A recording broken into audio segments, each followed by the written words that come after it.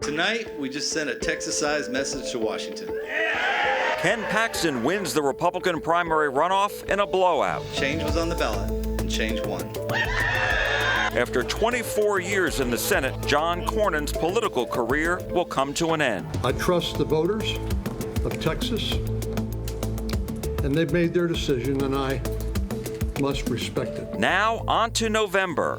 Paxton versus Talarico. James Talarico is a threat to everything we hold dear in this state and in this country. The most corrupt politician in America just became the Republican nominee for the United States Senate right here in Texas. Game on.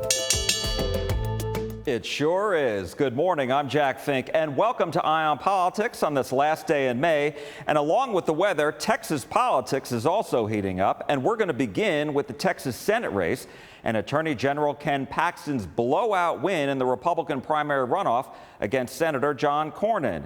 It came after a nearly 14-month-long fight between them and after an 11th-hour endorsement for Paxton by President Trump.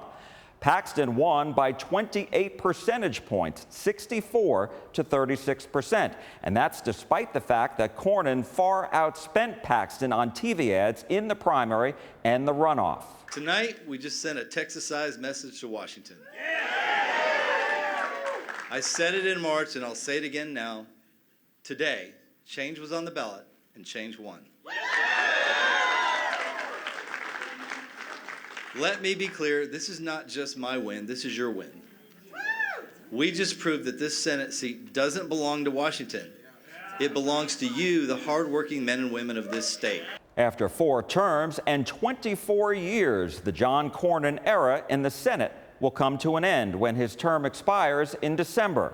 It was a tough night for the senator, and in his concession speech, he didn't mention Paxton by name, but said he would back Republicans in November. After a public service career lasting more than 4 decades and 18 consecutive campaign wins, tonight we've come up short, and I've always supported the Republican ticket, and I intend to do so again in this general election.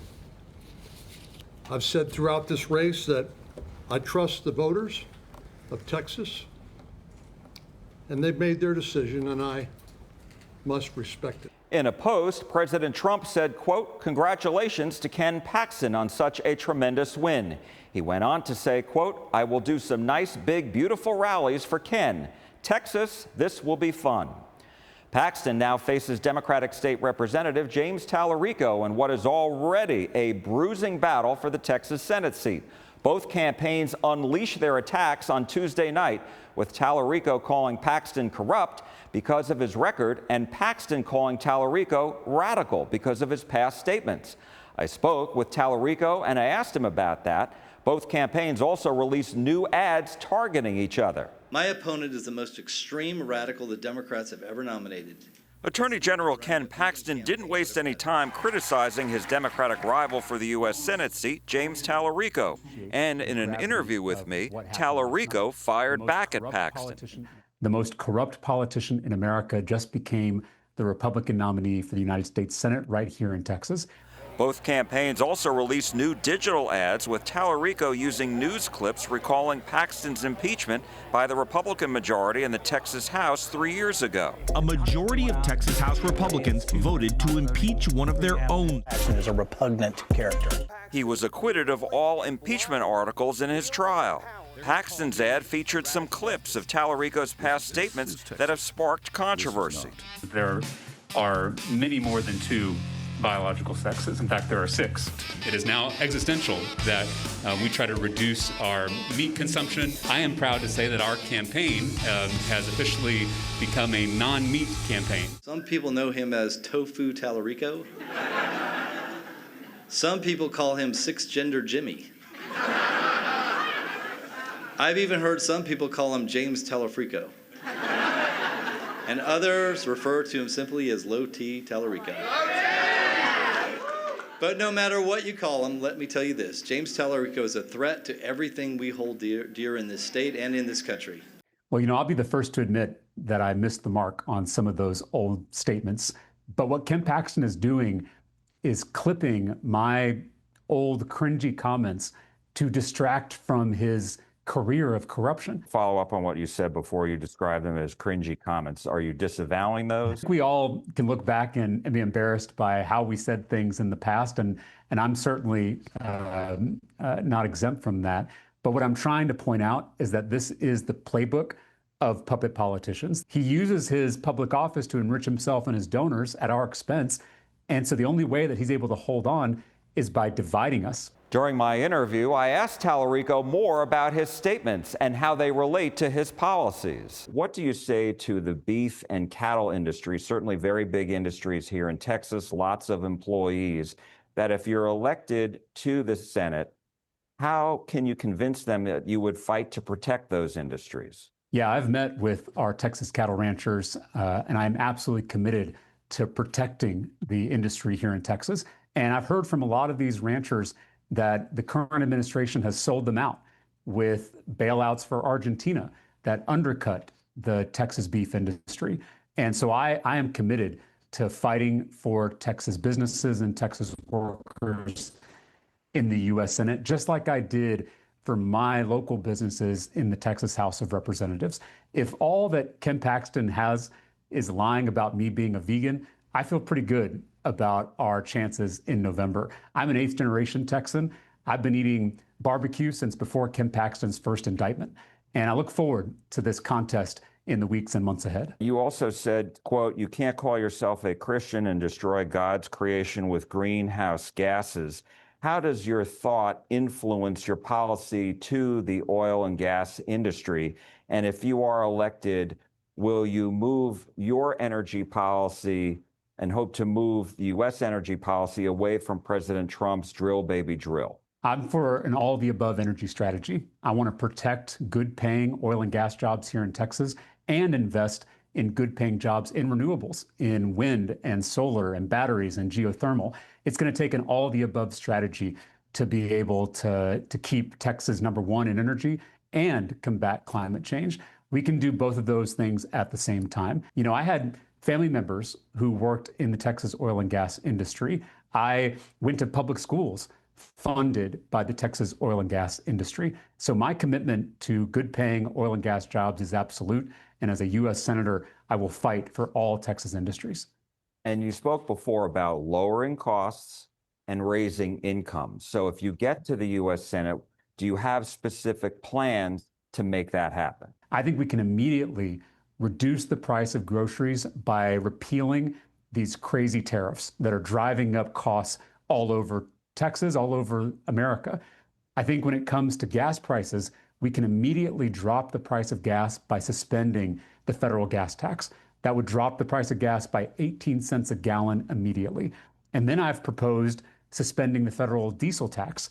Because of this new war in Iran, you've seen the price of diesel spike, and that increases the price of everything because every good that you buy was shipped by diesel. So by suspending both of those federal taxes, we can provide some immediate relief and start to lower costs. The last one I'll mention, I have a long list, but the last one I'll mention is the price of prescription drugs. You know that I'm a type 1 diabetic. When I was first diagnosed, when I was 29, I paid $684 for my first 30-day supply of insulin. And when I got elected to the state house, I brought Democrats and Republicans together to beat Big Pharma and cap insulin at $25 per prescription. We could do that at the federal level with many more life-saving drugs, EpiPens, cancer drugs. This is the kind of progress that we need to make on healthcare. I spoke with both Texas GOP Chairman Abraham George and Texas Democratic Party Chairman Kendall Scudder about the Senate race. We'll start with George, and I asked him about Paxton's attacks against Talarico and how much the president's endorsement played into Paxton's Texas-sized victory over Cornyn. Obviously, president's endorsement in Texas is a major deal. You know, people love president up here in Texas, and he won by 14 points last time. One of the other things is the grassroots showed up. They did not stay home. This was a major issue for them. You know, John Cornyn is a nice guy, like President said, but people are looking for fighters. Do you think that Republicans are going to come together? Cornyn supporters are going to come together and rally around Paxton? Oh, 100%. We always have pretty brutal primaries in Texas. I mean, because we're the leading party, everyone wants to run as a Republican, and we go through this almost every cycle. But by the time we get to November, we are united. We're already sending out, messages, text messages, emails to bring everyone together. We've seen the Democratic nominee, James Talarico, has already come out on offense. He's called Paxton, quote, the most corrupt politician in the United States. And his campaign is now, their theme is, quote, the people versus Ken Paxton. How will Republicans here in Texas and nationally help defend this seat? It is people versus somebody, and that ain't Ken Paxton. It is people versus Talarico. You ask him, what do you love the most other than your family? And his first thing that comes out of this guy's mind is trans children. And a grown man thinking about that, it's just weird. And then that's not Texas values. He is trying to push transgender ideology on our children. He wants open borders. Now the Democrats' Kendall Scudder, and I asked him about Talarico going on offense against Paxton. Well, of course they called him the most corrupt politician in America. If it walks like a duck and quacks like a duck, it's probably a duck. And I'm glad that the Talarico campaign is calling it what it is. Ken Paxton has spent the entire time as Attorney General just completely covered in controversy, whether it's indictments or fraud allegations. It's just disgusting what he's put the state of Texas through. And Texans deserve better. They deserve elected leaders that are going to focus on solutions. And that's exactly what James Talarico is doing. Texas is still a Republican state, and I was talking with a Democratic activist recently who said this is still a knife fight every day for Texas Democrats to win statewide. Haven't done it since 1994. And so I'm wondering what has to happen for either James Talarico or another statewide Democratic candidate to do that. I mean, it's certainly a lot about turnout in major metros throughout Texas. I think we also have to make sure we're organizing in the 40 mid-sized cities with over 100,000 people in it that Democrats just frankly have not been doing the organizing work that they needed to. We've been building on that since I've become chairman a year ago, and I intend to continue doing that. But then also small town Texas that the Democrats haven't always shown up in. We haven't had the resources to do it. Every corner of Texas, 254 counties, leaving no one behind. That's how you make sure not only you win elections, but that you actually represent the public once you do win those elections. After it became clear that Paxton would face Talarico in November, two organizations that rate the races, the Cook Political Report and Larry Sabato's Crystal Ball, shifted the Texas Senate race from likely R to leans R.